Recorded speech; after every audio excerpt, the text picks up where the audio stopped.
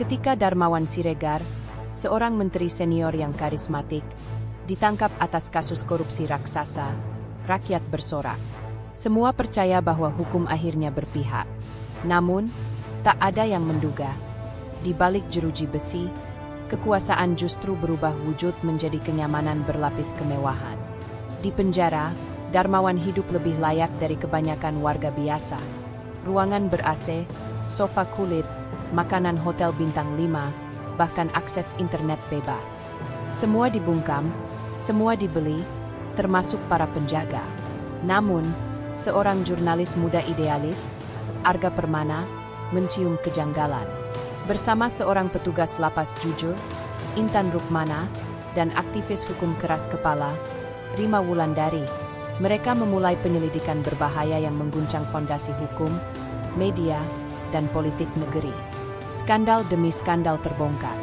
Jaringan gelap penjara VIP menghubungkan pejabat tinggi, mafia bisnis, hingga petinggi kementerian.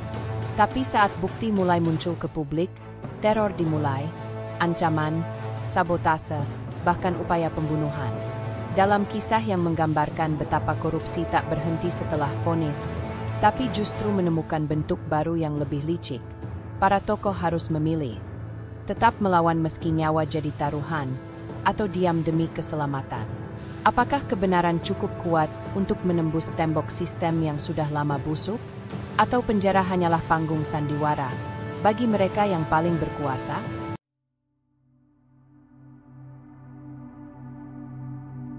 Langit Jakarta masih gelap saat suara sirine memecah pagi yang belum sempat tenang. Jam menunjukkan pukul 5.42 ketika 3 mobil hitam tanpa tanda pengenal berhenti tepat di depan sebuah rumah mewah di kawasan Menteng. Dari dalam, muncul petugas berseragam KPK dengan jaket anti korupsi berwarna krem, membawa surat tugas dan wajah yang tak mengenal ragu. Di balik pagar tinggi yang dijaga 2 satpam, berdirilah kediaman Darmawan Siregar, Menteri Perdagangan dan Industri yang sudah lebih dari 1 dekade jadi wajah familiar di layar kaca. Di ruang makan, Darmawan tengah menyeruput kopi pahit sambil membaca berita ekonomi. Tak ada tanda ia akan jadi berita utama pagi itu.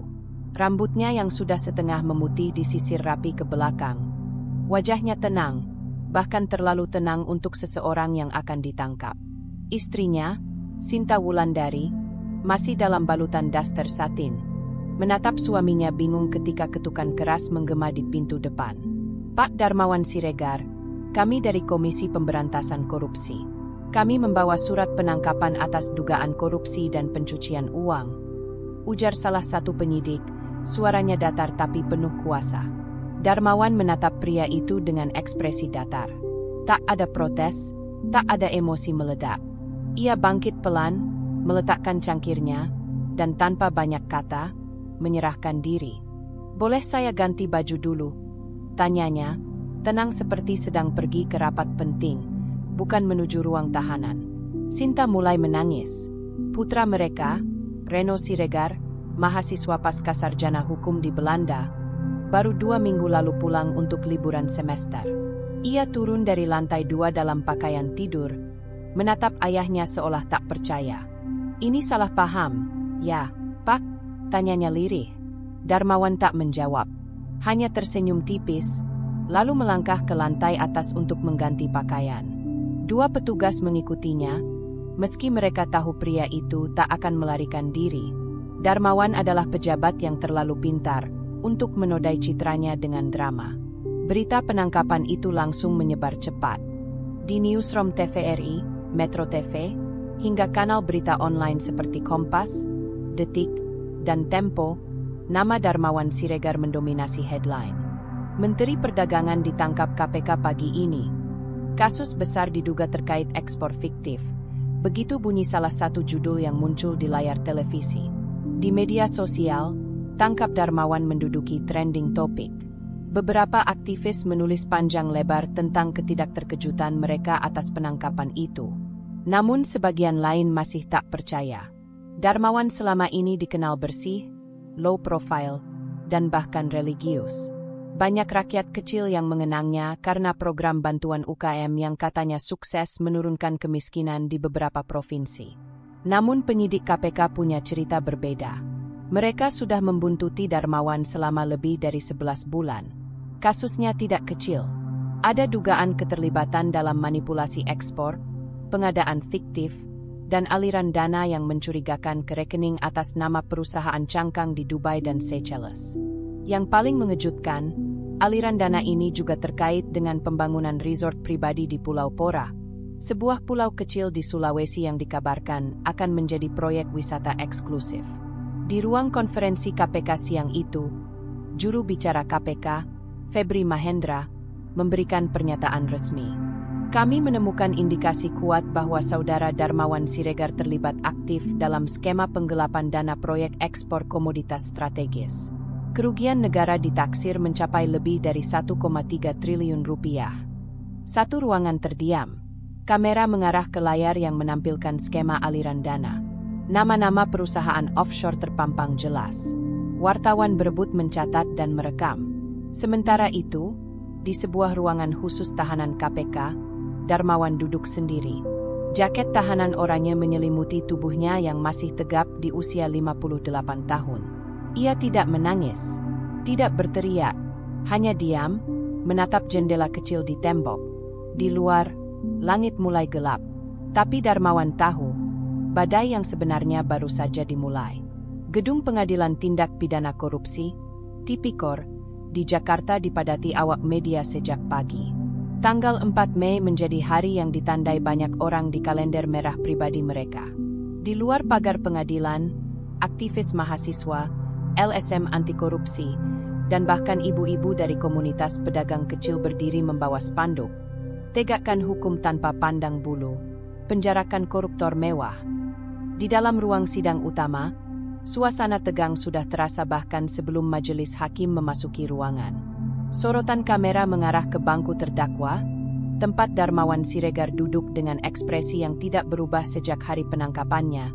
Tenang, nyaris datar. Jaket abu-abu gelap membalut tubuhnya, kancing kemeja putih tertutup sampai kerah. Di barisan depan meja penuntut berdiri Jaksa Andira Mahendra, sosok muda berusia awal 30-an yang terkenal cerdas, tajam, dan tanpa kompromi terhadap kasus korupsi kelas kakap.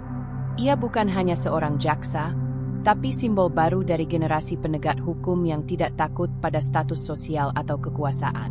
Yang mulia, hari ini kami membawa 742 halaman dakwaan terhadap terdakwa Darmawan Siregar, yang terbukti dari hasil penyelidikan dan audit keuangan oleh lembaga independen, serta kerjasama lintas lembaga baik dalam maupun luar negeri, ujar Andira tegas. Darmawan hanya melirik sejenak ke arah Andira, lalu menunduk. Di hadapannya terbentang berkas fotokopi yang menampilkan rincian aliran dana dari proyek ekspor komoditas kelapa sawit, nikel, dan kopi yang tidak pernah benar-benar diekspor. Perusahaan-perusahaan fiktif seperti PT Arunika Global, PT Selaras Timur, dan CV 3 Bintang disebut dalam dakwaan. Semuanya terhubung dengan jaringan offshore yang menampung dana, pemulus, proyek. Majelis hakim diketuai oleh Hakim Marzuki yang dikenal ketat dan jujur. Sidang berlangsung selama lebih dari 5 jam. Andira menjabarkan bukti video pertemuan rahasia, transfer dana puluhan miliar rupiah, dan email pribadi yang berhasil dipulihkan dari server pribadi Darmawan. Yang mengejutkan, muncul juga nama 2 anggota DPR aktif dan 1 mantan duta besar yang disebut sebagai penerima aliran dana. Nama-nama itu langsung menggetarkan suasana sidang. Tak sedikit wartawan yang membatin. Ini bukan hanya soal 1 menteri. Ini bisa membuka skandal politik yang lebih besar. Di luar sidang, Sinta Wulandari, istri Darmawan, duduk ditemani kuasa hukum. Wajahnya tampak letih, tak lagi semegah ketika menghadiri pertemuan sosial para istri pejabat. Beberapa rekan sesama istri menteri sudah menghindari kontak, seolah statusnya menular seperti wabah. Dia bukan orang yang tamak. Apapun yang terjadi, pasti bukan cuma dia yang bermain. Katanya lirih saat diwawancarai oleh Alia Kartika, reporter muda dari Kompas TV. Sementara itu, Jaksa Andira dikerubungi wartawan usai sidang. Apakah kasus ini akan membuka investigasi lebih luas? Jaksa. Kami fokus pada terdakwa saat ini, Namun kami tidak menutup kemungkinan akan mengembangkan kasus jika bukti mengarah ke pihak lain, jawab Andira singkat, lalu berlalu masuk ke mobil kejaksaan. Di sore hari yang sama, kantor berita luar negeri seperti Al Jazeera, Reuters, dan South China Morning Post mulai memuat berita tentang sidang Darmawan. Sorotan mereka bukan hanya pada besarnya dana korupsi, tapi juga sistemik dan meluasnya pengaruh yang ia miliki. Arga Permana, jurnalis independen yang pernah mengguncang negeri ini dengan laporan investigasi tambang ilegal di Kalimantan, mulai mengumpulkan data. Ia menyimpan nama Darmawan di catatannya sejak 2 tahun lalu, ketika laporan keuangan kementerian menunjukkan keanehan dalam distribusi ekspor non-migas. Ini saatnya kita gali lebih dalam, kata Arga pada asistennya. Dan kita mulai dari mana semua ini ditutup rapat, penjara itu. Di ruang tahanan sementara, Darmawan duduk sendirian. Ia tahu, sidang tadi baru awal. Tapi ia juga tahu satu hal yang lebih penting. Tidak semua orang ingin kasus ini selesai. Banyak pihak berkepentingan agar kebenaran hanya setengah terbuka. Ia tersenyum tipis. Bukan karena menang, tapi karena tahu bahwa dalam dunia politik, yang penting bukan siapa yang benar, tapi siapa yang lebih dulu menutup pintu. 1 minggu setelah sidang pertama, Arga Permana duduk di kafe kecil di bilangan Cikini. Di depannya terbuka laptop yang dipenuhi tab browser, file dokumen, dan catatan yang tersusun rapi. Ia bukan jurnalis biasa. Ia bekerja sendiri, tanpa afiliasi tetap, tapi kerap mengirimkan reportase investigatif yang memukul balik kekuasaan. Namanya sudah dikenal di kalangan aktivis, ditakuti oleh koruptor, dan dihormati oleh sesama wartawan. Hari itu, ia baru saja menerima salinan data dari seorang whistleblower dalam Kementerian Perdagangan. Namanya disamarkan sebagai Seno. Data itu berisi laporan internal dan dokumen pengadaan selama 7 tahun terakhir yang mencurigakan. Dalam beberapa file ditemukan bahwa 3 perusahaan konsultan luar negeri digunakan untuk membuat laporan fiktif atas proyek ekspor pertanian dan tambang yang nilainya mencapai triliunan. Arga menandai satu pola penting. Semua perusahaan itu ternyata mengalirkan dananya ke rekening atas nama perusahaan offshore di Kepulauan Virgin, dan salah satu direktur tercatat dengan nama samaran, DS. Aku yakin DS itu Darmawan Siregar, gumamnya, mengingat email pribadi Darmawan yang bocor di persidangan sebelumnya menggunakan inisial yang sama. Sementara itu, di ruang kerja Jaksa Andira Mahendra, berkas demi berkas terus masuk. Laporan audit BPK dan hasil pelacakan PPATK mulai mengarah pada transaksi besar melalui rekening seorang wanita bernama Melinda Kusumo, yang diketahui sebagai mantan sekretaris pribadi Darmawan saat menjabat Direktur Utama di PT Nusantara Steel 2 dekade lalu. Transaksi sebesar 1,2 juta dolar Amerika tercatat pada bulan yang sama ketika proyek ekspor pupuk ke Afrika Barat diumumkan gagal karena masalah logistik.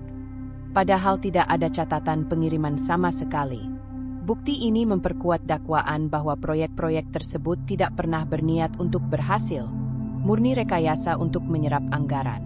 Arga terus melacak asal uang melalui jaringan jurnalis investigatif Asia. Ia terhubung dengan seorang reporter di Malaysia yang menemukan bahwa salah satu anak perusahaan milik Darmawan membeli villa mewah di Langkawi atas nama istrinya. Bukan itu saja, dana yang digunakan terhubung dengan satu rekening penampungan yang sama, konto ABG, Swiss Private Bank. Dari semua dokumen, pola yang terbentuk mengerikan. Darmawan membangun sistem pencucian uang dengan lapisan perusahaan boneka, mengatur ekspor fiktif melalui negara-negara dengan peraturan longgar, dan menyembunyikan aset dalam bentuk properti serta obligasi luar negeri. Di dalam tahanan, Darmawan seperti tidak terpengaruh. Ia masih membaca koran, menonton berita, dan sesekali menerima kunjungan pengacara. Tapi satu hal membuat Andira curiga. Akses komunikasi Darmawan keluar seolah tidak terputus. Padahal tahanan KPK seharusnya steril. Bisa jadi ada petugas internal yang main mata, kata Andira kepada penyidik. Ia mulai menaruh perhatian pada petugas shift malam bernama Herman Tanuwijaya, yang baru-baru ini menerima sejumlah transfer ke rekening pribadinya dari entitas yang belum terverifikasi. Sementara itu, Arga mulai menyusun rencana besar.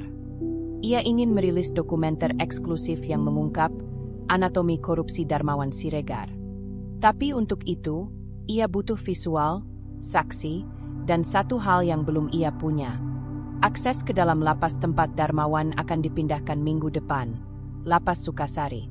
Dalam percakapan dengan sumber dalam, Arga mendapat bocoran mengejutkan. Mas Arga, jangan percaya kalau itu penjara biasa. Di dalam, orang kayak Darmawan gak dipenjara, dia liburan. Kalimat itu tidak main-main. Arga tahu, ia harus menyusup lebih dalam. Apa yang tampak sebagai akhir dari kekuasaan Darmawan, ternyata baru kulit dari sesuatu yang jauh lebih busuk di dalam sistem. Di balik layar, Seno, whistleblower dalam kementerian, menghilang. Ponselnya tidak bisa dihubungi, alamat rumahnya kosong, dan tetangganya bilang terakhir kali melihatnya 3 malam lalu. Arga mulai merasa terancam, tapi bukan itu yang membuatnya berhenti. Justru semakin dalam bahaya, semakin besar tekadnya untuk mengungkap semuanya. Kalau mereka bisa buat sistem ini, berarti mereka percaya tidak akan pernah disentuh hukum. Aku akan buat mereka salah, katanya pada dirinya sendiri, sambil mematikan laptop dan meninggalkan kafe. Malam itu, ia kirim email ke kenalan lamanya yang sekarang bekerja di Lapas Sukasari. Subjek, perlu akses dalam urgent. Ruang sidang tipikor kembali dipenuhi sorotan. Hari itu, suhu Jakarta terasa lebih panas dari biasanya, atau mungkin hanya ilusi yang muncul karena suasana sidang vonis Darmawan Siregar yang begitu tegang. Publik telah menanti momen ini. Tidak sedikit yang berharap keadilan benar-benar ditegakkan, tanpa ampun untuk koruptor kelas kakap. Di bangku terdakwa, Darmawan duduk tenang, jasnya rapi, rambut disisir ke belakang seperti biasa. Tak ada tanda guncangan.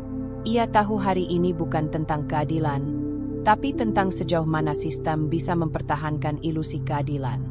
Setelah mempertimbangkan seluruh fakta persidangan, bukti, dan saksi, majelis hakim menjatuhkan hukuman kepada terdakwa Darmawan Siregar dengan pidana penjara selama 12 tahun, denda 1 miliar rupiah, serta pengembalian kerugian negara sebesar 480 miliar rupiah. Ucap Hakim Marzuki dengan suara bulat. Sesaat, ruang sidang hening. Kemudian, suara gemuruh kecil terdengar. Beberapa orang bersorak pelan, lainnya menghela napas kecewa. Di luar, reaksi publik bercampur. Sebagian menganggap hukuman itu ringan jika dibandingkan dengan kerugian negara, sebagian lagi lega akhirnya ada tindakan hukum nyata. Namun Darmawan tidak menunjukkan ekspresi apapun. Hanya senyum datar. Pengacaranya, Yunus Rangkuti, langsung menyatakan tidak akan banding. Mereka tampaknya sudah mempersiapkan langkah selanjutnya, di luar proses hukum. 3 hari setelah vonis, Darmawan dipindahkan ke Lapas Sukasari, sebuah lembaga pemasyarakatan berkeamanan sedang yang terletak di pinggiran kota.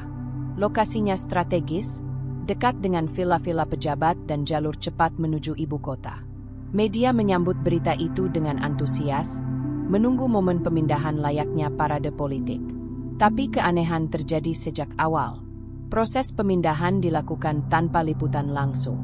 Tidak ada iring-iringan besar. Mobil tahanan yang membawa Darmawan masuk melalui jalur belakang lapas, tanpa dokumentasi. Petugas lapas menolak wawancara, dan kepala lapas, Kalapas Yudi Kresna, bahkan tidak muncul di hadapan media.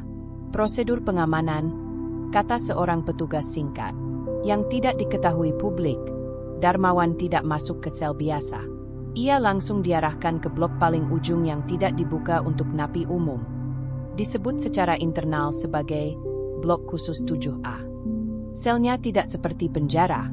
Ruangan berukuran 4x6 meter itu dilengkapi sofa kulit, televisi layar datar 50 inci, AC split, kulkas kecil, dan bahkan coffee maker. Di sudut ada meja kerja lengkap dengan laptop, koneksi wifi, dan printer. Kamar mandi di dalam ruangan tidak kalah dari hotel bintang 4. Shower air panas, kloset duduk, bahkan sabun dan handuk dari merek internasional. Di lemari pendingin tersedia air mineral bermerek mahal dan jus impor. Makanan dikirim 3 kali sehari, bukan dari dapur lapas, melainkan dari restoran eksklusif di kota. Darmawan hanya perlu memberi sinyal ke petugas untuk memesan menu baru. Kalapas Yudi Kresna tak peduli jika sistem ini menyimpang. Ia sudah lama bermain di zona abu-abu antara hukum dan kenyamanan. Menurutnya, orang seperti Darmawan tidak bisa disamakan dengan napi biasa. Ada dana yang mengalir tiap bulan, dalam jumlah yang membuat semua pegawai menutup mulut dan membuka tangan. Salah satu petugas lapas, Bayu Nugroho, menjadi perantara utama. Bayu orang lama, tahu cara mengatur logistik rahasia, mencatat dengan sistem double entry, dan menghapus rekaman CCTV saat perlu. Ia juga menerima uang ketenangan langsung dari pengacara Darmawan, 150 juta rupiah per bulan. Yang penting, jangan sampai wartawan tahu, katanya pada rekan petugas. Namun bayangan ancaman mulai muncul dari luar. Arga Permana, jurnalis independen, sudah menerima kabar tentang kondisi aneh di Lapas Sukasari.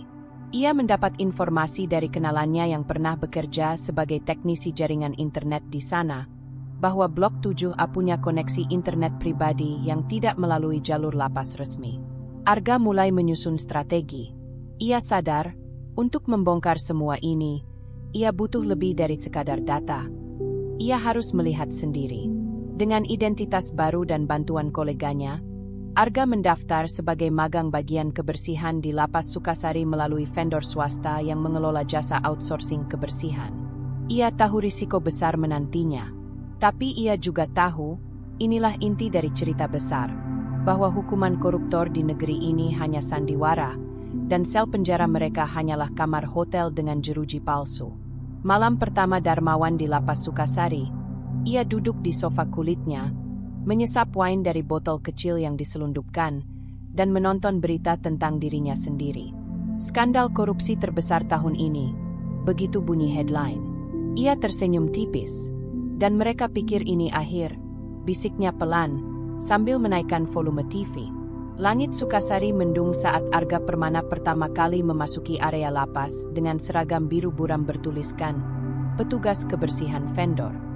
Tas kecilnya hanya berisi alat tulis, ponsel tua, dan kamera mikro berukuran seukuran kancing yang sudah ditanam di bagian dada bajunya. Hari itu ia resmi bekerja sebagai tenaga kebersihan magang di Lapas Sukasari, dan berada di tengah sarang kebusukan.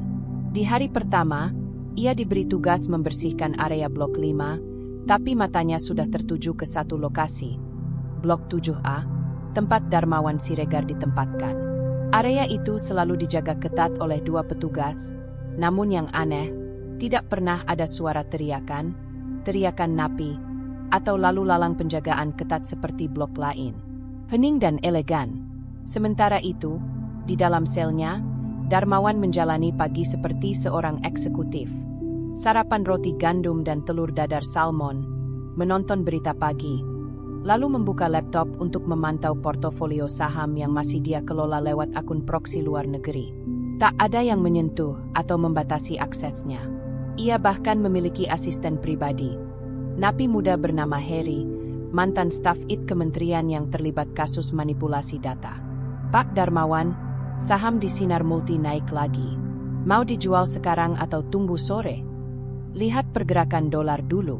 Kalau USD menyentuh 15.800, jual 25%. Jawab Darmawan sambil mengangkat cangkir espressonya. Arga perlahan mulai mendapat akses ke area dapur Blok 7A. Ia menyadari bahwa semua makanan untuk blok itu dikirim dari restoran kelas atas di kota. Petugas dapur bahkan hanya berfungsi sebagai penerima dan pengantar. Tidak ada makanan standar lapas yang masuk ke sana. Bahkan, ada jalur pengantaran makanan eksklusif yang tidak tercatat dalam logistik resmi. Petugas dapur yang ramah, bernama Wahyu, mengaku sudah bekerja 6 tahun di sana. Kalau yang di 7A, itu langganan Resto La Rosa, kadang juga dari Hotel Melati Premier. Kita cuma terima dan antar. Jangan banyak tanya, Mas, katanya sambil tertawa kecut. Hari keempat, Arga akhirnya diberi tugas membersihkan lorong Blok 7A. Saat itulah ia melihat sendiri kenyataan yang selama ini disembunyikan. Lorongnya dilapisi karpet, lampu LED terang dengan pencahayaan hangat, dan aroma ruangan seperti lobi hotel. Lewat pintu kaca yang sedikit terbuka, ia melihat Darmawan sedang duduk bersama seorang pria lain, membaca dokumen dan memutar lagu klasik pelan. Yang mengejutkan, pria itu adalah Leonardo Wirawan, mantan direktur BUMN yang dulu divonis 8 tahun karena kasus korupsi alat kesehatan. Leonardo tidak tampak seperti napi. Ia mengenakan kaos polo dan celana kaki, menyisir rambut dengan tenang. Mereka tampak seperti dua eksekutif yang sedang rapat sore. Arga mengaktifkan kamera mikro dan mulai merekam. Di malam hari, Darmawan bahkan bebas menggunakan lapangan kecil yang disulap jadi lounge outdoor. Ia duduk di bawah lampu taman sambil menikmati cerutu dan mengobrol lewat ponsel satelit. Entah dengan siapa. Petugas hanya sesekali mengecek dan melintas sambil pura-pura tidak melihat. Salah satu petugas, Bayu Nugroho, tampak menjadi koordinator semua aktivitas ini. Arga mulai mengamati Bayu lebih dalam. Setiap pukul 7 malam, Bayu menghilang sebentar ke ruang belakang, lalu kembali dengan wajah lega. Arga curiga bahwa ruang itu adalah tempat uang suap diproses dan disalurkan. Entah kemana. 3 minggu berjalan, Arga telah mengumpulkan hampir 40 menit rekaman. Kondisi sel mewah, akses ilegal, dan pengakuan diam-diam dari beberapa staf outsourcing. Tapi ia masih merasa satu bagian belum cukup kuat, pengakuan langsung dari napi dalam. Kesempatan itu datang lewat obrolan dengan napi bernama Fadli, dulu supir pribadi Darmawan yang ikut terseret kasus. Saya cuma supir, Mas. Tapi di sini, saya dapat sel biasa, makan nasi lembek, tidur di lantai. Sedangkan Pak Darmawan, dia punya AC dan bisa panggil tukang pijat tiap Jumat, kata Fadli sambil menatap kosong. Pernah ada yang protes? Pernah. Dulu ada napi narkoba kelas kakap yang iri. Coba lapor lewat keluarganya ke media. Besoknya dia dipindah malam-malam ke lapas Gunung Rata. Nggak ada kabar sampai sekarang. Arga mencatat semuanya. Sementara itu, di luar lapas, Jaksa Andira Mahendra merasa janggal karena tidak menerima update bulanan dari lapas terkait pembinaan napi kasus korupsi. Ia mencoba menelepon Kalapas Yudi, tapi selalu dialihkan. Kecurigaannya semakin kuat setelah melihat laporan pertemuan rutin petugas yang anehnya tidak mencantumkan nama Darmawan dalam data narapidana aktif. Dia benar-benar disembunyikan, gumam Andira. Di akhir minggu, Arga memutuskan menghubungi kenalannya di stasiun TV nasional. Ia tak ingin rilis dokumenter ini terburu-buru. Ia butuh lebih banyak waktu, tapi juga sadar bahwa waktunya tidak banyak. Kecurigaan bisa tumbuh kapan saja, dan begitu ketahuan, nyawanya terancam. Sebelum tidur, ia menuliskan kalimat pembuka untuk dokumennya. Penjara bukan lagi tempat hukuman. Di negeri ini, bagi yang punya kuasa, penjara hanyalah istana dengan pagar besi. Dan di baliknya, kebusukan yang mewah tumbuh tanpa malu. 3 minggu penyamaran di Lapas Sukasari membuat Arga Permana paham satu hal. Penjara ini bukan tempat rehabilitasi, tapi panggung besar sandiwara, dengan aktor-aktor koruptor kelas berat memerankan diri sebagai narapidana di balik dinding mewah. Namun semua bukti dan catatan belum cukup. Ia tahu, jika hanya membawa rekaman visual, berita ini bisa dibantah atau dikaburkan. Ia butuh bukti konkret, internal, dari sistem itu sendiri. Maka Arga mengambil langkah ekstrim, menyamar lebih dalam. Ia memalsukan data lamaran baru untuk posisi cleaning service penuh waktu. Kali ini atas nama Bayu R. Mulyana, menggunakan identitas fiktif dari jaringan aktivis yang sudah terbiasa menyusun dokumen palsu untuk tujuan investigatif. Setelah melewati prosedur formal dan lolos wawancara tahap 2, ia resmi dimutasi ke unit dalam blok utama, termasuk 7A. Namun mutasi ini juga menarik perhatian seseorang yang tak bisa ia prediksi. Bayu Nugroho, koordinator lapas bagian dalam, sekaligus tangan kanan Kalapas Yudi Kresna. "Nama kamu siapa?" tanya Bayu saat Arga masuk ruangan kecil penuh monitor CCTV dan berkas keuangan, hari pertamanya. "Bayu R. Mulyana." "Pak," jawab Arga tenang. Bayu memperhatikan wajahnya cukup lama. Kamu dari vendor mana? PT Sentra Mandiri Bersih. Bayu mengangguk singkat. Kerja cepat, jangan banyak tanya. Di sini bukan tempat untuk cerewet. Semua kerja pakai sistem. Sistem yang dimaksud, kerja bersih, uang bersih, mulut kotor boleh, asal dompet tidak kering. Sementara itu, dari luar lapas, isu mulai bergulir. Bocoran informasi dari jurnalis anonim mulai beredar di forum-forum online, terutama komunitas anti korupsi dan whistleblower. Beberapa menyebut Darmawan Siregar menikmati akses luar biasa. Lainnya mengungkapkan adanya ruang, kelas VIP, di dalam lapas Sukasari. Belum ada bukti visual, tapi publik mulai gelisah. Salah satu forum mencuit, kalau Napi bisa pesan sushi dan laptopan di sel, ngapain takut masuk penjara? Di lapas, Arga mendapat tugas malam membersihkan ruangan khusus Blok 7A. Ia menggunakan kesempatan itu untuk memindai sidik jari salah satu petugas menggunakan alat portable, agar bisa masuk ke ruang arsip internal di lantai 2 gedung administratif. Dalam ruang arsip itu, ia menemukan 2 hal. Daftar napi VIP. Kode mereka tidak dicatat sebagai napi umum. Nama Darmawan, Leonardo, Larissa, dan 4 lainnya tercantum di dalamnya. Anggaran logistik fiktif, termasuk pembelian 30 unit AC, 12 laptop, dan pembayaran renovasi kamar tahanan. Semua dikaburkan di bawah kode program revitalisasi. Di waktu yang sama, napi wanita bernama Larissa Putri Wenas menjadi bahan bisik-bisik. Seorang mantan selebriti dan mantan istri pejabat, Larissa dipenjara karena kasus penggelapan dana CSR. Tapi di Blok 7A, ia adalah permaisuri, tak resmi. Kamar berbeda, tapi saling terhubung dengan sel Darmawan lewat lorong tersembunyi. Arga sempat menangkap momen mereka makan malam bersama, cahaya lilin, steak wagyu, dan alunan musik klasik dari speaker Bluetooth. Ia merekam segalanya dalam diam, menyimpannya di micro SD yang disembunyikan di lapisan sepatu. Satu malam, Arga dikejutkan oleh pengumuman internal. Akan ada kunjungan mendadak dari staf Dirjen Lapas dalam 2 minggu. Efeknya, Blok 7A mulai dibersihkan secara sistematis. Barang-barang mewah disingkirkan, koneksi internet diputus, dan perabotan diganti dengan standar lapas. Bayu Nugroho terlihat sangat sibuk. Ia memimpin langsung pembersihan dan memerintahkan semua napi VIP berpindah sementara ke ruang transit, ruangan ber-AC, tapi tak semewah sebelumnya. Darmawan tampak kesal. Berapa lama kita harus akting begini? Katanya pada Bayu. Cuma seminggu. Nanti semuanya balik kayak biasa. Arga tahu, waktunya terbatas. Jika inspeksi dilakukan dan semua bukti sudah dirapikan, investigasinya akan tampak bohong. Ia mengambil keputusan berani, mengirimkan rekaman mentah keluar.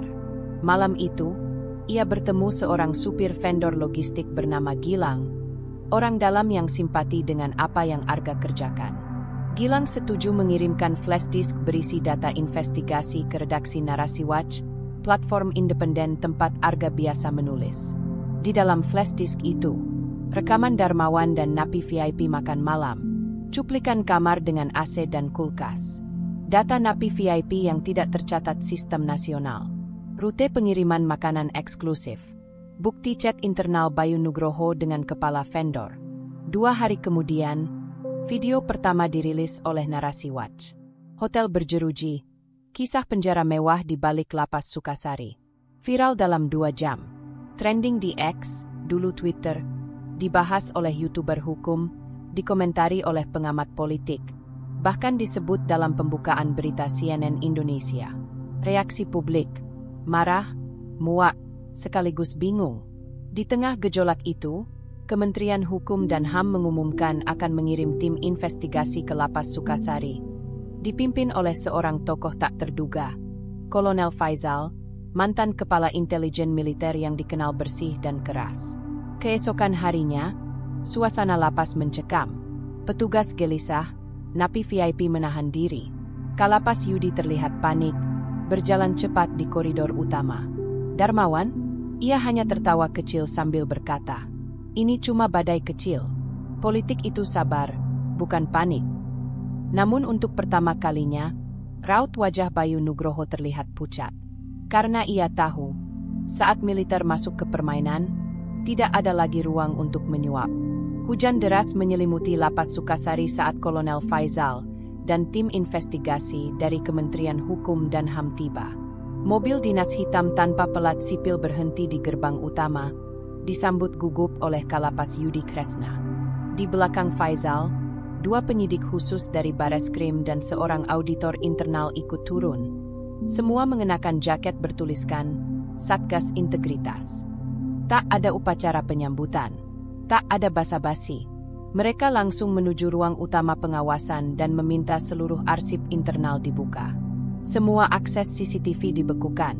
Arga, yang masih menyamar sebagai cleaning service, memanfaatkan momentum itu. Ia tahu, dalam kekacauan seperti ini, celah selalu muncul. Tim Faizal menyita banyak kejanggalan, laporan fiktif, aset yang tak cocok dengan anggaran, dan data napi VIP yang tidak terdaftar secara nasional. Mereka juga menemukan ruang server lapas cadangan yang selama ini tersembunyi di balik tembok blok 7A. Server itu berisi rekaman CCTV pribadi, database inventaris palsu, dan sistem manajemen keuangan tidak resmi. Ini bukan cuma penjara, kata Faizal tegas. Ini jaringan ekonomi bawah tanah. Di balik layar, Darmawan mulai resah. Ia mengumpulkan 3 napi senior lainnya, Leonardo Wirawan, Larissa Wenas, dan seorang kontraktor mega proyek yang dikenal dengan inisial TJS. Mereka biasa dijuluki Klub Senin, karena rutin berkumpul tiap awal pekan untuk menentukan arah jaringan di dalam. Kita bisa kontrol petugas, logistik, bahkan info keluar masuk. Tapi kalau militer yang masuk, urusannya beda, kata TJS. Larissa menimpali, kalau sistem kita terbongkar, semua catatan keuangan bakal naik ke permukaan. Nama-nama di luar juga bisa terseret. Semua tahu maksudnya. Sebab jaringan ini bukan sekadar soal kenyamanan napi kaya, tapi sudah menjelma menjadi sistem gelap yang menyentuh kementerian, aparat, dan oknum pengusaha luar. Melalui pesan rahasia yang dikirim lewat tangan napi luar blok, Darmawan menghubungi seseorang di luar penjara, Kusuma Hardiman, mantan pejabat Kemenkumham yang kini jadi konsultan hukum bawah tanah. Mereka menyusun rencana sabotase terhadap hasil investigasi. Sementara itu, Arga kembali masuk ke ruang arsip lapas. Kali ini ia mencari daftar pengeluaran vendor fiktif yang digunakan untuk menyalurkan uang keamanan dari napi kaya ke jaringan luar. Ia menemukan nama-nama perusahaan yang terdaftar sebagai penyedia air galon, sabun, bahkan tisu toilet, padahal semua itu tidak pernah dikirim. Yang lebih mengejutkan, beberapa perusahaan itu milik keluarga atau rekan dekat Darmawan, Larissa, dan TJS. Skema pencucian uang di dalam penjara, Arga mencatat dalam catatannya. Dana suap dikembalikan ke jaringan mereka sendiri lewat kontrak palsu. Kolonel Faizal mengendus ini juga. Ia memerintahkan timnya menyelidiki rekening para pejabat lapas, termasuk Bayu Nugroho dan Yudi. Dalam waktu singkat, mereka menemukan puluhan transaksi tak wajar. Beberapa bahkan masuk ke rekening luar negeri menggunakan jalur fintech ilegal. Salah satu penyidik berbisik ke Faizal, ini bisa jadi mega skandal nasional. Di waktu yang sama, seorang petugas internal bernama Intan Rukmana, yang sudah lama mencurigai sistem ini, memberanikan diri menghubungi Arga. Mereka bertemu diam-diam di kantin lama, malam hari. Mas Arga, saya tahu Anda bukan cleaning service biasa, katanya lirih. Saya lihat rekaman saat Anda masuk ke server. Arga terdiam, bersiap lari jika perlu. Tapi saya di pihak Anda. Saya sudah 2 tahun menyimpan data pribadi petugas yang terlibat. Saya tahu siapa yang terima, siapa yang ngatur aliran, dan siapa yang jadi pelindung di luar.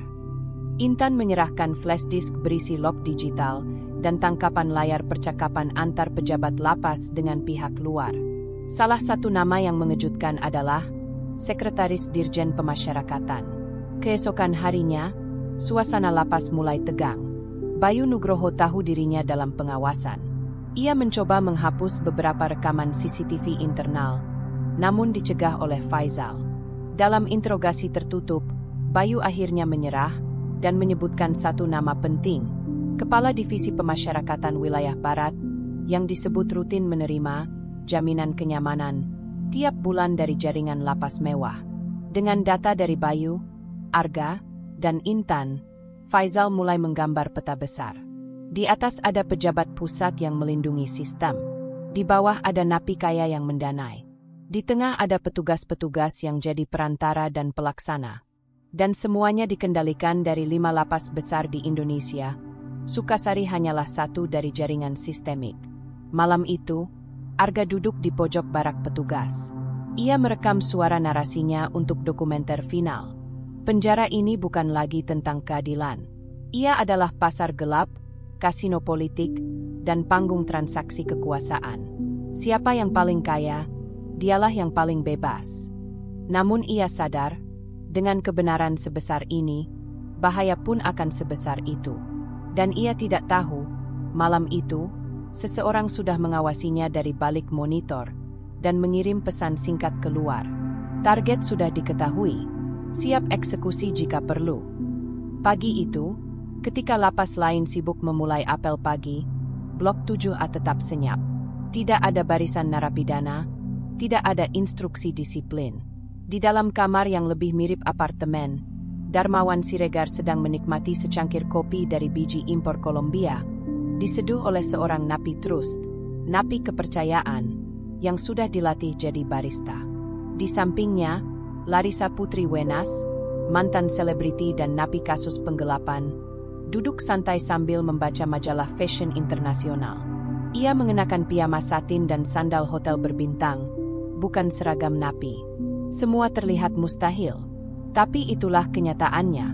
Sel Blok 7A, tempat Darmawan dan 4 napi VIP lainnya tinggal, dilengkapi dengan tempat tidur spring bed ukuran queen, AC split yang rutin diservis, televisi 55 inci dengan langganan Netflix, laptop pribadi, tanpa koneksi ke jaringan nasional, minibar, kamar mandi dengan shower air panas, sofa kulit, lantai berkarpet. Ada juga satu ruang game kecil dan ruang karaoke tertutup, tempat para napi VIP bisa melepas stres. Petugas lapas, mereka tak berani sembarangan masuk. Semua yang bertugas di Blok 7A adalah pilihan. Mereka menerima uang loyalitas tiap minggu agar tutup mulut dan patuh perintah. Makanan, mereka tidak makan di kantin umum. Setiap hari pukul 12, makanan dari restoran-restoran ternama dikirim melalui jasa catering lapas, yang sebenarnya cuma jalur legalisasi pemesanan luar. Darmawan, yang punya koneksi dengan restoran Jepang kelas atas di Jakarta, bisa memesan sushi segar setiap 2 hari sekali. Penjara ini lebih nyaman dari hotel bisnis, ujar Larissa suatu hari kepada Leonardo, napi eks pengusaha tambang. Tinggal tunggu waktu bebas sambil spa dan nonton serial. Ya, karena bahkan spa mini tersedia 2 kali seminggu, dikelola oleh napi dari Blok F yang diberi pelatihan dan insentif. Tapi kemewahan ini tak hanya soal kenyamanan fisik. Mereka punya akses keluar, meski tidak langsung. Lewat sistem cuti istimewa, Darmawan bisa keluar malam 2 kali sebulan, dengan status rekreasional atau izin keluarga sakit. Petugas lapas memalsukan tanda tangan kalapas dan mengatur pengawalan palsu, agar mobil dinas masuk tanpa dicurigai. Satu kali, Arga sempat melihat Darmawan pulang pukul 3 pagi, mengenakan jas kasual dan membawa 2 koper kecil. Isinya tak diketahui. Lebih jauh lagi, Darmawan tetap menjalankan bisnis dan pengaruh politiknya dari dalam. Lewat laptop, ia rutin mengikuti rapat virtual, fiktif yang sebenarnya wadah pengaruh sisa partai lamanya. Ia punya asisten pribadi di luar, bernama Yulia Pranata, yang menerima instruksi dan menghubungkan Darmawan dengan jaringan pengusaha. Selama aku masih bisa kontrol 3 kursi di DPR lewat proksi, aku masih hidup, kata Darmawan sambil mengepulkan asap cerutu. Namun sistem itu mulai goyah.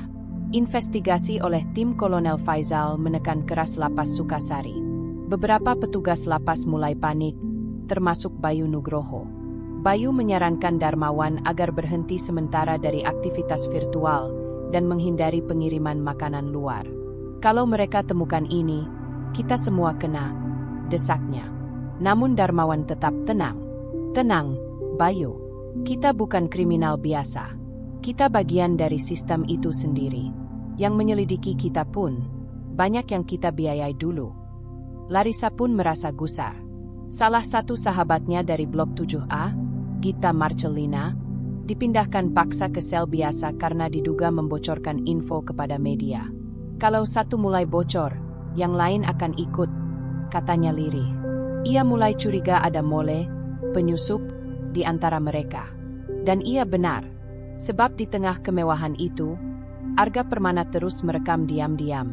Aktivitas malam, pengiriman makanan, rapat online, bahkan transaksi uang tunai antar napi dan petugas. Namun risiko makin tinggi. Larissa pernah melihat sekilas wajah Arga di siaran kanal investigasi yang sempat viral. Ia belum yakin, tapi nalurinya mulai curiga. Sementara itu, Darmawan menyusun rencana cadangan. Kalau semuanya mulai ambruk, kita keluar. Pakai rute B2, jalur lama ke parkiran dapur. Rute B2 adalah jalur pelarian darurat yang selama ini mereka bangun lewat renovasi, tidak resmi. Itu terhubung dengan gudang dapur lama dan langsung ke area belakang lapas, di mana pagar sudah lama dimodifikasi. Di luar, Narasi Watch kembali merilis video lanjutan, laporan eksklusif, di dalam hotel bernama Lapas, menampilkan siluet Darmawan sedang makan malam di sel, rekaman aktivitas laptop, dan pernyataan anonim dari petugas jujur. Video ini langsung memantik reaksi publik dan parlemen. Komisi 3 DPR meminta penjelasan terbuka, dan Presiden memanggil Menkumham dalam sidang terbatas. Tapi yang membuat semua pihak panik adalah satu hal. Muncul bocoran bahwa ada skenario pelarian narapidana VIP. Kolonel Faisal tahu, jika benar, ini akan menjadi skandal nasional terbesar dalam sejarah pemasyarakatan modern. Malam itu, Arga menerima pesan melalui aplikasi terenkripsi. Siapkan semua bukti. Akan ada penggerebekan besar. Kamu harus keluar dari dalam sebelum itu. Namun saat ia hendak mengemas perlengkapan penyamaran, seseorang mengetuk pintu baraknya pelan. Tok, tok, Mas Bayu, ada titipan dari Pak Darmawan. Arga membuka pintu. Seorang napi muda menyodorkan amplop coklat, dan wajahnya datar. Dia tahu siapa kamu. Malam mulai larut di Lapas Sukasari. Di pojok ruang kerjanya yang sempit dan lembab, Intan Rukmana, salah satu petugas administrasi senior, menatap layar komputernya dengan wajah tegang. Jari-jarinya bergetar saat membuka file yang ia sembunyikan selama hampir 2 tahun. Berisi daftar transaksi mencurigakan, perubahan jadwal napi VIP, dan surat jalan palsu. Ia tahu, jika file ini jatuh ke tangan yang salah, nyawanya bisa jadi taruhan. Intan bukan orang baru di sistem pemasyarakatan. Sudah 14 tahun ia bekerja sebagai staf administrasi dan dokumentasi. Tapi baru sejak 3 tahun terakhir, ia sadar ada sesuatu yang busuk di Lapas Sukasari. Terlalu banyak pengeluaran tidak masuk akal, dan terlalu sering napi, istimewa, menghilang malam-malam tanpa laporan resmi. Namun sejak ia mencoba melaporkan hal ini ke atasannya 2 tahun lalu, semuanya berubah. Ia ditekan, dimutasi diam-diam ke bagian dokumentasi tanpa akses ke ruang kontrol. Seorang temannya, petugas muda bernama Anton, yang sempat membantunya mengumpulkan data, tiba-tiba dipindah tugaskan ke lapas lain, dan hingga kini tak pernah bisa dihubungi. Sejak saat itu, Intan bekerja dalam diam. Ia memindai, menyimpan, dan mencatat setiap dokumen penting yang mencurigakan, menyembunyikannya di drive offline yang ia letakkan dalam laci tua berlapis buku-buku hukum. Tak ada yang tahu, kecuali satu orang, Arga. Pagi hari setelah video investigasi Arga yang terbaru viral, Intan menerima pesan singkat anonim. Berhenti sekarang, Bu Intan, atau keluarga ibu akan jadi berita berikutnya. Ia langsung menelepon adiknya di Bandung, memastikan keponakannya masih di sekolah dan ibunya di rumah. Ketika suara dari seberang menyatakan semuanya baik-baik saja, ia menarik napas panjang, tapi rasa was-was tak bisa hilang. Sore harinya, ia melihat 2 orang petugas berpakaian lapas namun tidak dikenal muncul di sekitar ruang arsip. Gerak-geriknya mencurigakan, seolah mencari sesuatu. Ketika ia melapor ke kepala shift, laporan itu diabaikan. "Jangan lebay, Bu. Ini cuma tambahan dari pusat. Suruh cek inventaris," jawab kepala shift sambil tersenyum kecut. Tapi Intan tahu, itu bukan tambahan dari pusat. Mereka sedang mencari bukti. Sementara itu, Arga juga dalam kondisi genting. Setelah menerima amplop yang dikirim atas nama Darmawan, ia menemukan secarik kertas kosong, kecuali satu kalimat yang ditulis dengan tinta merah. "Kau tak akan keluar dari sini hidup-hidup." Arga segera memindahkan semua data dari kamera rahasianya ke cloud backup terenkripsi melalui koneksi tersembunyi yang ia pasang dari server internal. Ia tahu waktunya di dalam sudah habis. Menjelang malam, Intan memberanikan diri menemui Arga di dapur gudang, tempat mereka biasa bertemu diam-diam. "Mas Arga, saya dapat ancaman," bisiknya sambil menyerahkan flash disk kedua yang ia simpan sebagai cadangan. "Ini catatan rekening, surat palsu, dan perintah internal dari Dirjen. Saya sudah tak peduli. Saya siap dipindahkan, tapi saya tak mau diam." Namun sebelum mereka sempat menyusun rencana keluar, terdengar suara bentakan keras dari arah lorong. "Hei, siapa di situ?" Lampu senter menyorot ke arah mereka. 2 petugas mendekat cepat. Arga dan Intan berpura-pura sedang menyusun logistik, tapi sorot mata petugas tidak percaya. Salah satu dari mereka menggumam, "Bu Intan, disuruh lapor ke ruang kalapas sekarang." Ruang kalapas sudah gelap saat Intan sampai. Namun begitu pintu dibuka, ia mendapati Bayu Nugroho duduk di kursi tamu, menatapnya dingin. "Apa yang kamu berikan ke si Arga?" tanya Bayu, datar. "Saya cuma staf, Pak. Saya tidak tahu apa-apa." Bayu tersenyum miring. "Jangan bodoh. Kita tahu kamu simpan dokumen." Intan tetap diam. Bayu berdiri dan berjalan ke arahnya, lalu menyodorkan sebuah foto. Gambar adiknya sedang mengantar anak sekolah. "Kita bisa hilangkan siapapun yang kamu sayang, Bu. Bahkan tanpa sidik jari." Intan tercekat, tapi ia tetap berusaha tegar. "Kalau saya hilang, data itu akan tetap keluar. Sudah dikirim keluar." Bayu terlihat kaget sejenak, tapi ia tersenyum lagi.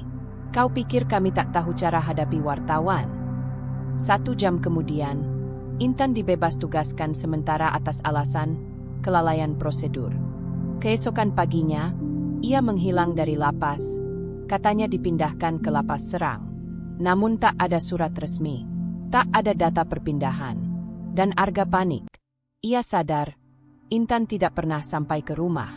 Arga segera menghubungi satu-satunya orang yang bisa membantunya sekarang, Rima Wulandari, aktivis hukum senior yang dulu pernah membela whistleblower dan punya koneksi ke pers internasional. Melalui panggilan terenkripsi, Arga berkata, "Saya takut Bu Intan sudah disingkirkan, dan saya target berikutnya." Rima menjawab tegas, "Keluarkan semua buktimu sekarang. Kami akan lindungi kamu dan nama-nama di luar. Tapi kamu harus keluar malam ini juga." Saat Arga mengemasi perangkatnya dan bersiap untuk kabur lewat jalur lama, ia mendengar suara dari walkie-talkie petugas yang lewat. Subjek target sudah diketahui. Perintah eksekusi segera sebelum tim dari pusat datang ulang minggu depan. Arga sadar, ia tak punya waktu lagi. Dan satu hal pasti, Intan sudah jadi korban pertama dari kebenaran yang terlalu mahal untuk diungkap. Arga Permana merasakan ketegangan mencekam saat malam semakin larut. Intensitas detak jantungnya selaras dengan jingkrak langkah kakinya menuju lorong gudang di Blok 7A. Di tangannya, flash disk berisi ribuan file rekaman dan dokumen, buah dari kerja keras Arga, Intan, serta petugas lain yang mendukung. Namun kini, ia benar-benar sendiri. Namun Arga tahu satu hal penting. Ia bukan satu-satunya yang ingin sistem itu tumbang. Ia sudah mengontak Rafli Prasetyo, mantan napi yang dulu pernah dihukum 10 tahun karena menolak membayar uang kenyamanan di lapas lain. Rafli adalah salah satu dari sedikit orang yang selamat dari ancaman setelah keluarga dan pengacaranya membunyikan alarm publik. Ceritanya tentang Rafli malam itu menguatkan tekad Arga. Pertemuannya dijadwalkan di sebuah rumah aman, bekas kos aman di kawasan Slipi, Jakarta Barat. Tempat itu disamarkan sebagai pusat rehabilitasi mantan napi oleh Rima Wulandari. Rafli Prasetyo, lelaki tegap berusia akhir 30-an, menyambut Arga dengan pelukan ringan. Matanya tajam, namun lembut saat berbicara. "Mas Arga, aku dengar apa yang terjadi sama Bu Intan. Tidak boleh berhenti. Siap rapihkan bukti kamu. Aku siap turun tangan." Rafli membawa satu file besar, rekaman audio saat ia dipaksa petugas menyuap, sambil direkam di ponsel tersamarkan selama di lapas. Selain itu, ia juga memperlihatkan gambar luka di punggungnya saat dipindahkan secara paksa dari lapas Sukasari ke lapas terpencil di gunung. Dari Rafli pula Arga memperoleh informasi tentang rute pelarian rencana Darmawan. Rute itu pasti terekam atau diinformasikan oleh Nikmat, sopir jahil yang sempat membantu antar Darmawan di malam gelap konspirasi.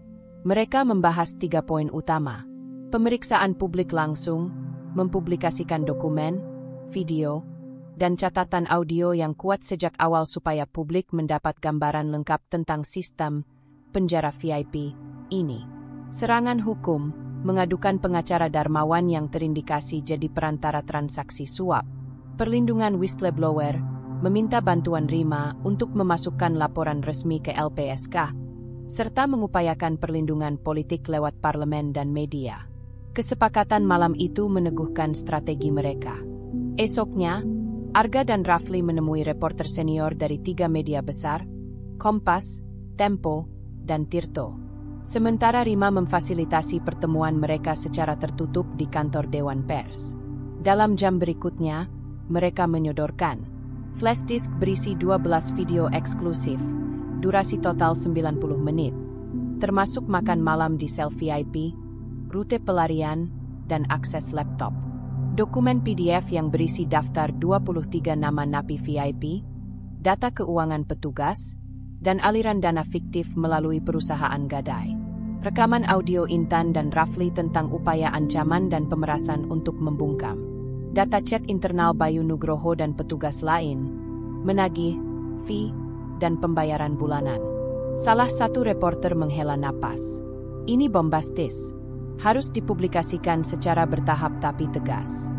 Beberapa jam kemudian, portal berita mulai memuat seri artikel bertajuk "Penjara Mewah, Skandal Sukasari". Video dan dokumen mulai beredar di YouTube dan X. Publik bereaksi keras. Beberapa LSM memprotes keras kepada Presiden. Parlemen membuka sidang resmi. Menteri Hukum dan HAM diberondong pertanyaan. Bahkan Duta Besar Negara Sahabat ikut mengomentari. Namun itu belum cukup. Di sudut lain Jakarta, rumah aman tersembunyi, Arga menerima pesan terenkripsi dari salah satu staf pengadal investigasi dari Kemenkumham. "Tim Faisal akan menggerebek besok pagi. Pastikan semua yang kamu punya sudah di-backup di luar negeri." Arga tersenyum tipis. "Sudah," jawabnya. Keesokan pagi, gerbang lapas Sukasari dibanjiri tim gabungan. Kemenkumham, Bareskrim, dan Intel TNI, dipimpin langsung oleh Kolonel Faisal. Mereka memasuki lokasi seperti operasi militer, menyisir lantai demi lantai. Di Blok 7A, semua mewah dan elegan itu menjadi saksi kekosongan. Sofa dan TV sudah hancur dicopot. Laptop disembunyikan diam-diam oleh petugas kaget. AC dan karpet dirusak, seolah semua bukti disembunyikan tanpa ada yang bisa menghentikannya. Namun di ruang arsip, petugas menyaksikan tim menemukan flash disk Intan, handphone tanpa sinyal, catatan bank, dan buku rekening. Bayu Nugroho digelandang. Kalapas Yudi dibawa keluar. Beberapa napi VIP didata dan dipindahkan ke sel khusus di Nusa Kambangan. Di ruang utama, Darmawan terlihat terkejut. Untuk pertama kalinya, ia tak pernah kehilangan ketenangannya. Kini tak ada Arga menyamar, tak ada laptop di depannya, dan tidak ada jalur pelarian. Tapi puncaknya terjadi tengah malam, saat Arga menonton berita langsung di stasiun televisi. Wajah Darmawan muncul, memakai kaos tahanan oranye biasa, wajah pucat dan tak lagi berjejer di sofa mewah. Mulai saat ini, Darmawan Siregar resmi dipindahkan ke Lapas Nusa Kambangan. Bunyi laporan. Arga merebahkan diri di kursi. Sekali lagi ia mendengar suara Rima di telepon pagi itu. "Mas, selamat. Tapi ini belum akhir. Kita harus pastikan whistleblower seperti Intan dan Rafli tidak dimatikan. Dan sistem tidak dibangun lagi dari awal." Arga mengangguk. Dalam hati, ia tahu, ini bukan hanya cerita satu pria yang dihukum. Ini momentum untuk perubahan sistemik yang lama diabaikan. Angin pagi Jakarta berhembus pelan ketika mata publik tersadar oleh satu ledakan informasi digital yang tak bisa diabaikan. Tepat pukul 6 WIB, beberapa portal berita nasional dan internasional secara serempak memuat laporan utama berjudul "Istana di Balik Jeruji, Skandal Penjara Mewah Sukasari Terbongkar." Artikel itu bukan hanya sekadar laporan naratif. Ia disertai tautan ke video berdurasi 87 menit. Rekaman asli dari kamera tersembunyi Arga Permana yang menunjukkan ruangan sel Darmawan Siregar lengkap dengan sofa, minibar, lemari anggur, dan PS5. Momen Darmawan menerima tamu wanita larut malam. Petugas lapas mengantarkan makanan restoran bintang 5. Percakapan Bayu Nugroho dengan napi lain mengenai tarif kenyamanan bulanan. Klip pendek saat Darmawan keluar malam dengan mobil pribadi lewat pintu belakang dikawal petugas. Dalam waktu 30 menit, video itu telah ditonton lebih dari 1 juta kali di YouTube. Di Twitter X, tagar penjara mewah Sukasari dan Darmawan di penjara tapi liburan menjadi trending topik dunia. Sementara itu, Arga duduk di ruangan sempit kantor LSM milik Rima Wulandari. Di hadapannya, beberapa wartawan dari media internasional, Al Jazeera, Reuters, dan Channel News Asia, mengajukan pertanyaan tajam. "Apa ini hanya terjadi di Lapas Sukasari?" tanya seorang reporter Jepang. Arga menggeleng. Sukasari hanyalah yang paling vulgar. Tapi sistem VIP seperti ini terjadi hampir di semua lapas besar. Di Jakarta, Bandung, Surabaya. Ini sudah menjadi kultur. Rima menambahkan, dan ini bukan sekadar kasus suap antar petugas. Ini adalah sistem yang didesain untuk memelihara kasta dalam hukuman. Orang kaya bisa membeli hukum. Orang miskin mati pelan-pelan dalam sel sesak. Di saat bersamaan, Presiden RI yang tengah menghadiri konferensi ASEAN di Vietnam langsung mengeluarkan pernyataan resmi dari Hanu. "Saya tidak akan mentoleransi bentuk apapun dari pelanggaran etika dan hukum dalam sistem pemasyarakatan kita. Investigasi menyeluruh harus dilakukan." Namun kemarahan publik tak bisa diredam oleh pernyataan politik semata. Di berbagai kota besar, mahasiswa dan aktivis menggelar aksi. Di Jakarta, ribuan orang berkumpul di depan gedung Kementerian Hukum dan HAM.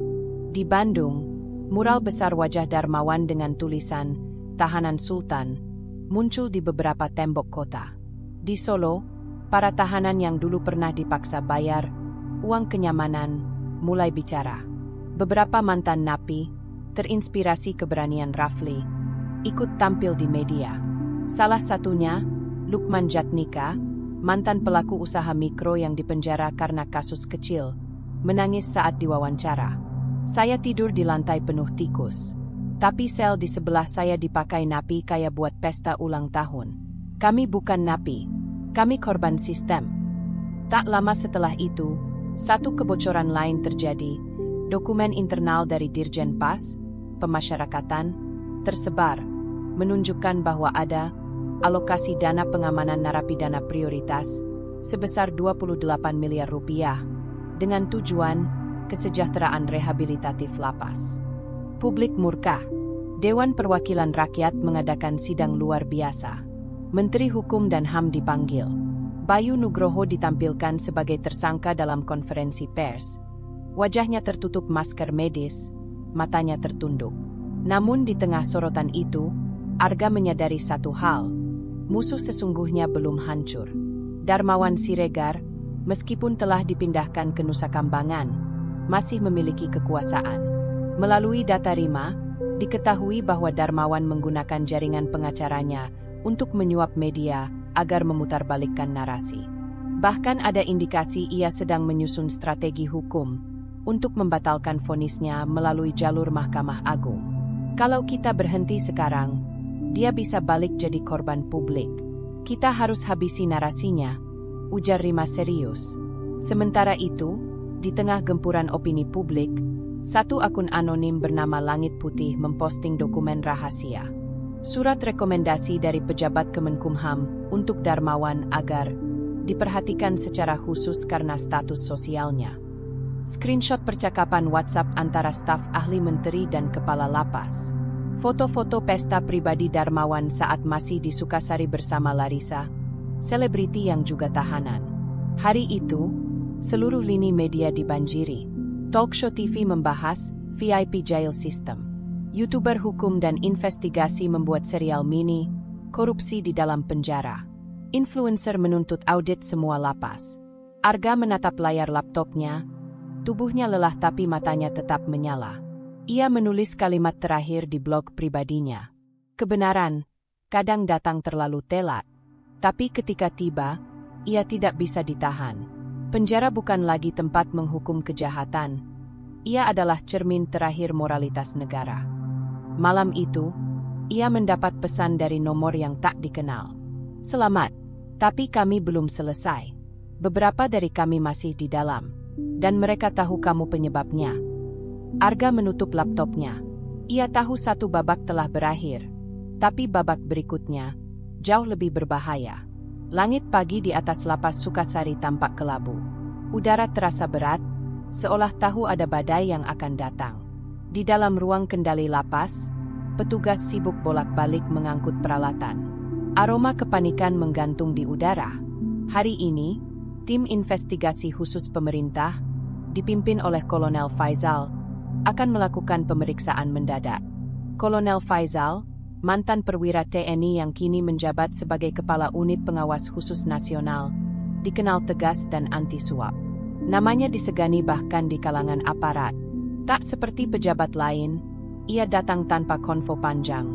Hanya dengan satu mobil dinas dan beberapa tim pendamping dari Kemenkumham, KPK, dan Bareskrim. Tiba di gerbang lapas, ia tidak menunggu disambut. Langsung ke blok 7A. Tanpa kompromi, ujarnya singkat kepada ajudannya. Kalapas Sukasari, Yudi Raharja, yang biasanya tampil tenang, hari itu berkeringat deras. Ia berdiri kaku, memaksakan senyum. Bayu Nugroho, wakilnya yang beberapa hari lalu masih merasa tak tersentuh, kini pucat dan berusaha menghindar. Beberapa jam sebelum kedatangan tim, pembersihan besar-besaran telah dilakukan. Sofa dan minibar di sel Darmawan telah dikeluarkan secara diam-diam tengah malam, digantikan ranjang besi standar dan satu kipas angin tua. Berbagai CCTV internal telah dicabut dan diganti hard disknya.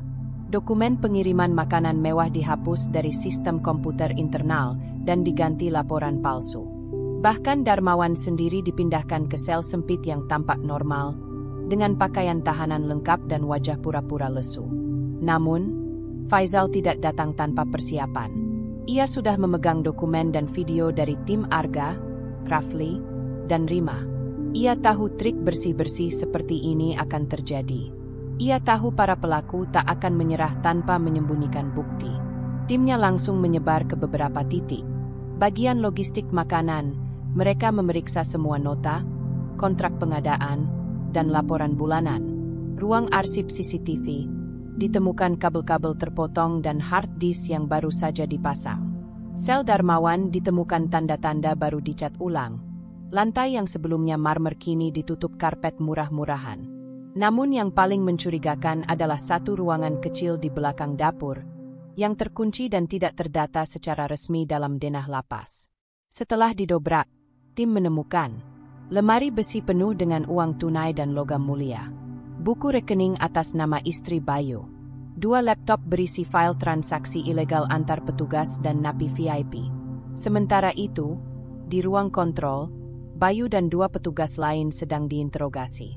Ia mencoba mengelak, menyalahkan anak buahnya, bahkan menyebutkan bahwa semua dilakukan atas arahan Kalapas. Tapi Faizal tidak tergoyahkan. Kami sudah punya pengakuan Rafli, dokumentasi lengkap dari Arga, dan kamu tetap bohong. Tepat saat itu, Ajudan Faizal menyodorkan laporan digital dari tim digital forensik. File backup yang berhasil dikembalikan dari server lama lapas menunjukkan aktivitas transfer uang ke beberapa rekening misterius, salah satunya atas nama perusahaan fiktif milik Darmawan. Darmawan, yang ditahan di sel normal, didatangi langsung oleh Faizal. Ia duduk tenang, menatap lurus. "Saya korban framing media," katanya pelan. "Semua video itu editan. Saya hanya ingin menjalani hukuman saya dengan tenang." Faizal mendekat, membanting sebuah foto besar di meja besi. Foto Darmawan sedang duduk di sofa mewah dengan gelas wine, mengenakan piyama satin, sambil menonton TV layar datar. "Ini kamu juga korban?" tanya Faizal dingin. Tak ada jawaban. Diam panjang menggantung. Beberapa menit kemudian, Faizal menghubungi KPK dan meminta bantuan penahanan langsung terhadap Bayu Nugroho, Kalapas Yudi Raharja, 2 staf bagian keuangan lapas, 3 napi VIP yang terlibat dalam persekongkolan logistik dan keluar masuk malam hari. Hari itu, berita pemeriksaan dadakan oleh Kolonel Faizal membanjiri televisi dan media daring. Wartawan ramai menunggu di luar lapas. Satu demi satu tersangka dibawa keluar dengan rompi oranye. Namun bagi Arga, ini bukan hanya tentang penangkapan. Malam itu ia duduk bersama Rima dan Rafli di rumah aman, membuka satu dokumen penting. Daftar nama 37 napi yang sebelumnya disebut-sebut mendapat perlakuan istimewa, tapi belum tersentuh. "Kalau kita hanya hentikan di Sukasari, sistem ini akan pindah ke tempat lain," kata Rima tegas. Arga mengangguk. "Kita harus pastikan kasus ini jadi presiden, bukan cuma berita viral." Namun mereka tidak tahu, di balik layar, beberapa pihak mulai menyusun upaya balas dendam. Salah satu tokoh bayangan di belakang Darmawan, seorang mantan jenderal pensiunan yang disebut-sebut sebagai pelindung terakhir jaringan itu, mulai aktif menggerakkan anak buahnya. Dan yang pertama menjadi target adalah Arga sendiri. Malam di Jakarta biasanya hanya membawa suara mesin dan lampu-lampu kendaraan. Tapi malam itu, udara terasa berbeda, lebih sunyi, dan sekaligus lebih berbahaya. Arga Permana sedang bekerja di ruang kerja kecil di rumah aman milik LSM Rima Wulandari. Ia menatap layar laptop, menyusun folder demi folder berisi bukti tambahan, transkrip percakapan Bayu Nugroho, aliran dana mencurigakan dari perusahaan fiktif Darmawan, hingga daftar napi VIP di berbagai lapas. Tapi ia tidak sadar bahwa seseorang sudah mengawasinya sejak 2 hari lalu. Di tempat lain, seorang pria bertubuh besar dengan headset tersembunyi berbicara pelan melalui ponsel satelit. Namanya Krishna Wahyudi, ex-anggota pasukan khusus yang kini menjadi bagian dari jaringan hitam yang melindungi para koruptor kelas kakap. Target masih di lokasi. Semua data utama ada di laptopnya. Perintah: masuk. Hapus semua. Kalau dia lihat, singkirkan. Perintah diterima. Rencana dijalankan malam itu juga. Pukul 2.17 dini hari. Arga merasa aneh. Lampu di luar mendadak mati. Suara anjing liar di gang belakang menggonggong panjang. Ia menatap jendela, lalu tiba-tiba, gelap total. Listrik padam. Arga segera mengambil powerbank dan ponsel. Ia mengaktifkan hotspot darurat dan mulai mengunggah file ke cloud backup. Tapi koneksi lambat. Sangat lambat.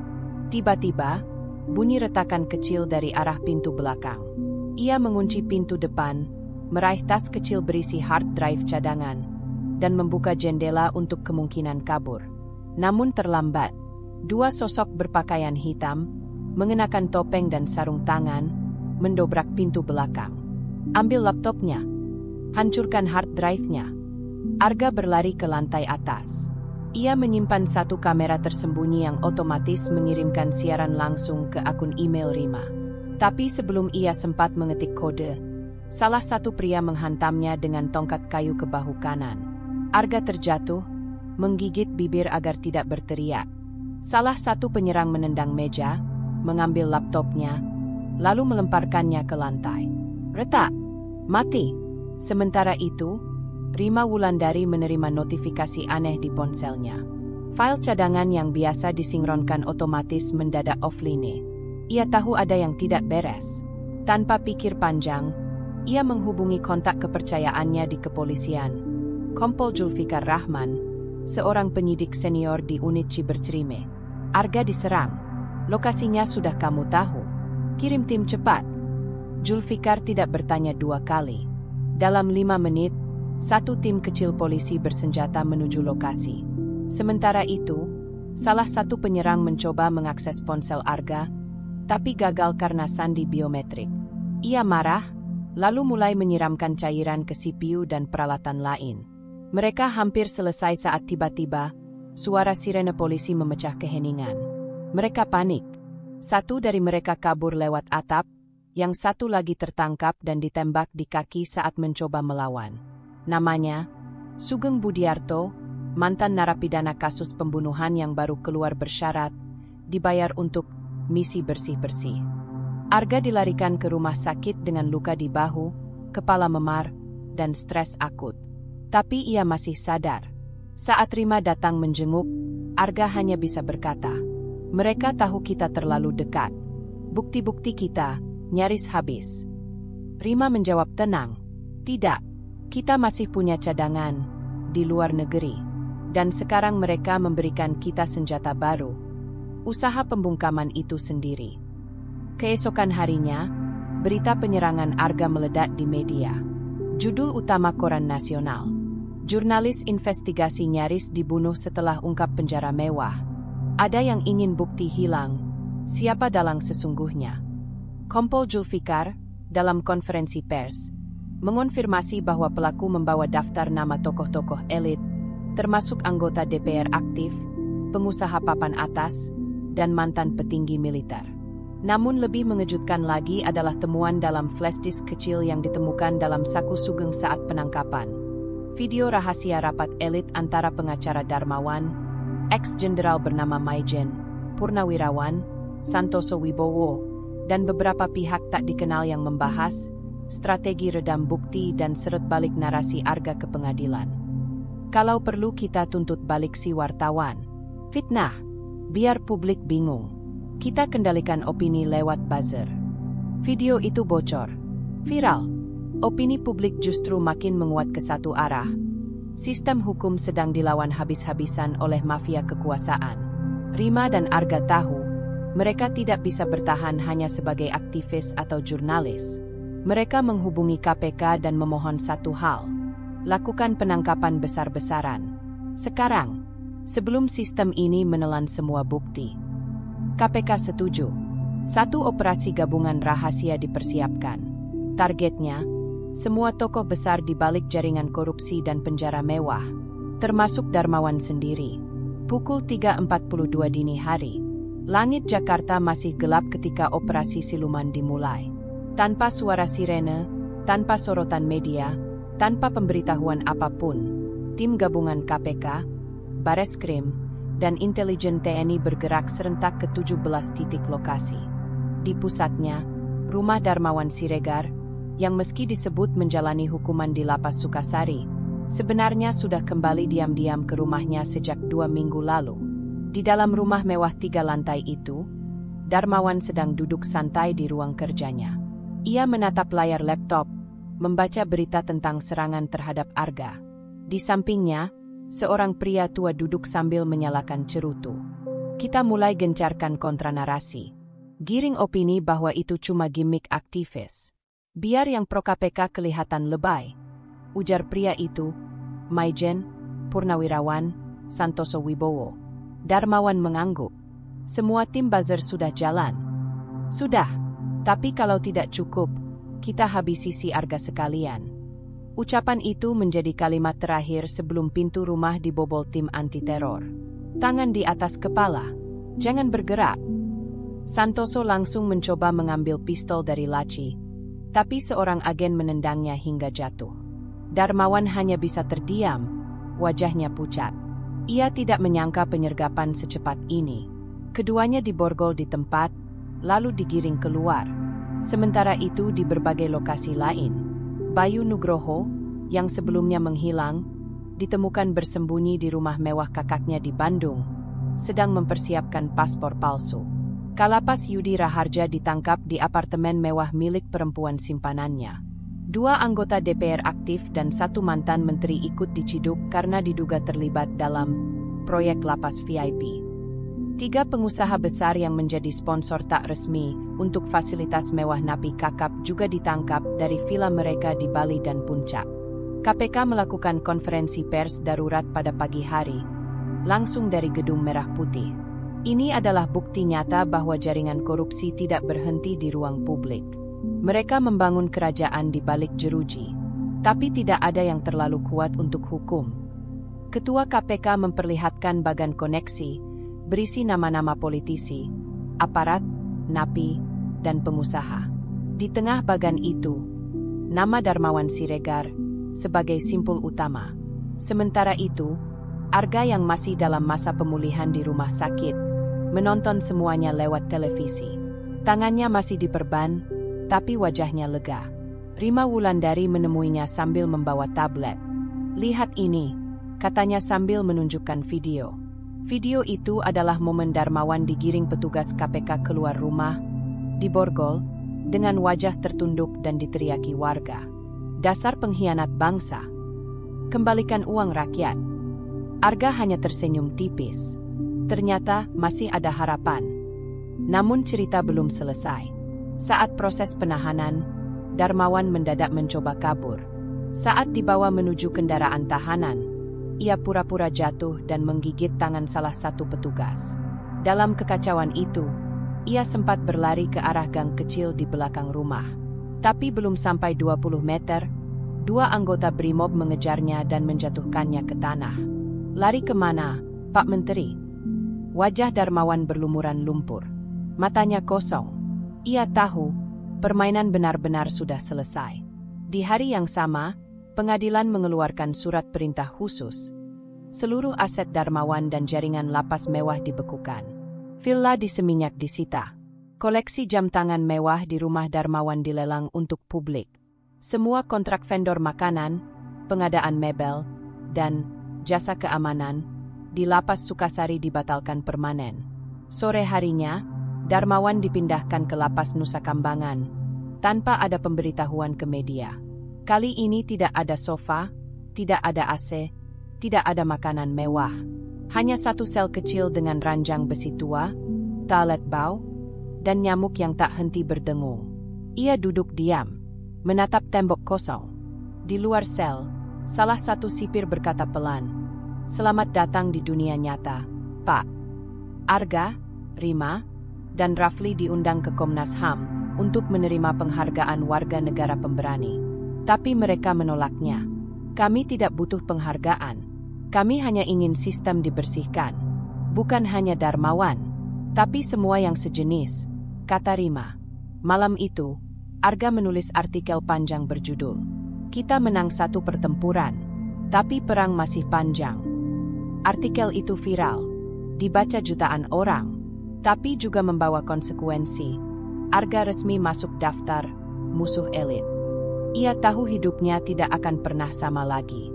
Namun bagi sebagian rakyat kecil, apa yang mereka lakukan adalah bukti bahwa kebenaran masih bisa menang, meski tertatih, meski berdarah-darah.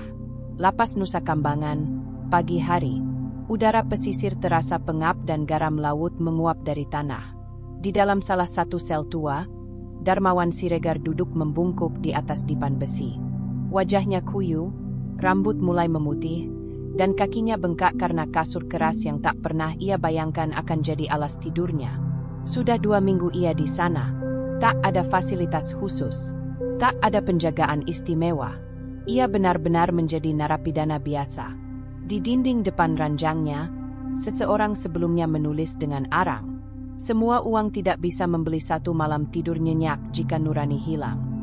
Darmawan menatap kalimat itu setiap pagi, tapi ia tak pernah menyesali perbuatannya secara utuh.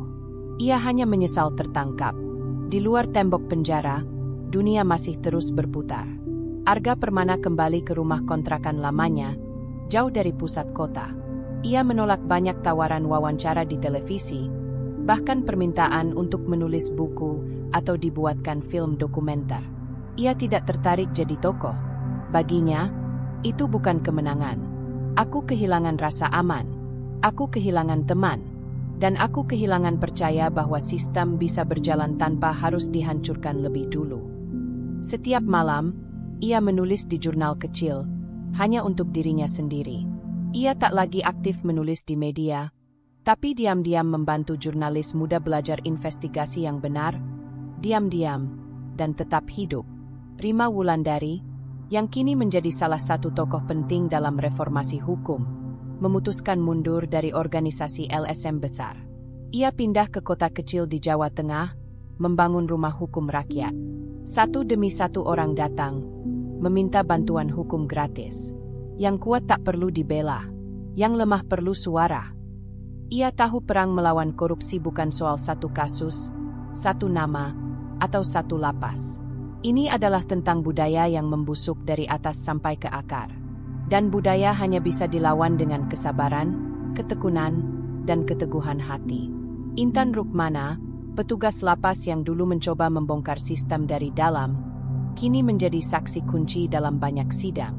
Ia menerima banyak tekanan, bahkan sempat diancam kehilangan nyawa. Tapi ia tetap berdiri. Kini ia ditugaskan sebagai pembina program etika untuk petugas lapas di berbagai daerah. Banyak yang meremehkan tugas itu. Tapi bagi Intan, itu adalah langkah awal memperbaiki sistem dari pondasi. Di antara semua itu, negara mulai bergerak, perlahan, penuh tarik ulur. Pemerintah membentuk tim reformasi pemasyarakatan nasional. Lapas-lapas mulai diaudit ulang. Beberapa pejabat tinggi Kemenkumham diganti. Proses panjang yang penuh kompromi dan hambatan. Tapi sesuatu mulai bergeser. Namun, tak semua orang bahagia. Di balik jeruji, Darmawan masih sesekali mendapatkan kiriman dari orang yang masih loyal padanya. Rokok, makanan ringan, bahkan surat kabar dari Jakarta. Dalam sebuah wawancara tertutup dengan wartawan asing yang mendapatkan izin khusus, Darmawan berkata, "Negara ini tidak butuh orang bersih. Negara ini butuh orang kuat. Saya hanya kalah strategi." Kalimat itu membuat artikel tersebut viral. Komentar publik pun terbagi. Ada yang mencaci, ada yang sinis, tapi juga ada yang masih mendukung diam-diam. Sebuah bukti bahwa korupsi bukan hanya soal hukum, tapi juga budaya kekuasaan yang mengakar. Hari itu, Arga menerima email dari seseorang tak dikenal. Isinya singkat, "Yang Anda bongkar baru permukaan. Di bawahnya masih banyak yang lebih kotor. Tapi setidaknya, Anda sudah mulai." Ia tersenyum kecil, lalu membalas, "Kalau Anda di dalamnya dan ingin bicara, saya akan mendengarkan. Tapi jangan berharap saya diam." Sore hari, Arga berdiri di tepi danau kecil di dekat tempat tinggal barunya. Angin bertiup pelan. Ia menatap langit, lalu bergumam, "Kami mungkin menang dalam satu pertempuran, tapi perang masih panjang, dan entah siapa lagi yang akan tumbang." Sementara dari kejauhan, sebuah mobil gelap parkir diam-diam. Seseorang di dalamnya mengambil foto Arga. Pertarungan belum selesai, tapi kebenaran, meski lambat, selalu mencari jalannya sendiri. Dan itulah akhir dari cerita kita kali ini. Setiap perjalanan pasti membawa pelajaran, dan semoga kisah tadi bisa memberi inspirasi atau hiburan buat kamu yang nonton.